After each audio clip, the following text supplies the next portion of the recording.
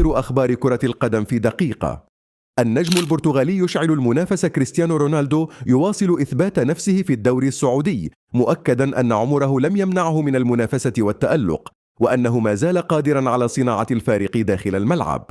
أسرار غرفة الملابس، ألفارو أربيلوا رفض الحديث عن أنباء خلافه مع داني سيبايوس، مؤكدا أن ما يحدث داخل غرفة ملابس ريال مدريد يبقى سريا. ما هي الأسباب؟ محمد صلاح أعلن رحيله عن ليفربول نهاية الموسم، مؤكدا أنه يشعر براحة نفسية وأن القرار جاء باتفاق ودي مع إدارة النادي. الأضواء تتسلط على المدرب البرتغالي بنفيكا يسعى لتجديد عقد جوزيه مورينيو سريعا لمنع ريال مدريد من التفكير في استعادته مجددا.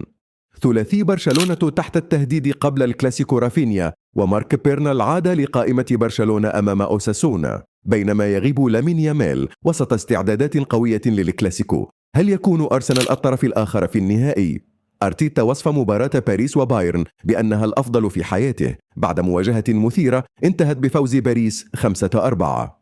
معركة على دكة الملك ريال مدريد يترقب نهاية البطولة الكبرى لحسم ملف المدرب الجديد وسط أسماء قوية مرشحة لقيادة الفريق. في أجواء إيطالية، مبابي ظهر في إيطاليا مع صديقته بينما يواصل التعافي من إصابته التي ستبعده عن مواجهة إسبانيول المقبلة. هل ينجو الملكي من هذا الفخ؟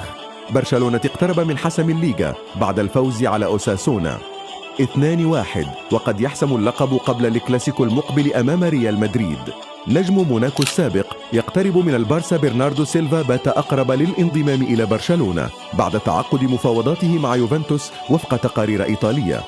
بعض القصص لا تموت. في 2013 حسم برشلونة لقب الدوري دون لعب بعد تعادل ريال مدريد مع إسبانيول في مشهد قد يتكرر هذا الموسم. زيزو يلتزم بكلمته. فلورنتينو بيريز حاول إعادة زيدان لتدريب ريال مدريد، لكن المدرب الفرنسي رفض العودة خلال الموسم الحالي. خطوة واحدة على التتويج. ريال مدريد يواجه إسبانيول تحت ضغط كبير، وأي تعثر جديد قد يمنح برشلونة لقب الدوري رسميا. باريس يصطاد مواهب إسبانيا. باريس سان جيرمان يستهدف موهبة جديدة من ريال مدريد بعد نجاحه سابقا في ضم موهوب من برشلونة. ديكو يضحي بسلاح فليك. برشلونة يواجه أزمة تجديد عقد أحد نجومه رغم تألقه الكبير تحت قيادة المدرب هانزي فليك. فابريجاس بين الفخر والغضب. سيسيكي فابريجاس عبر عن مشاعر مختلطة بعد التعادل مع نابولي الذي قرب إنتر من لقب الدوري الإيطالي.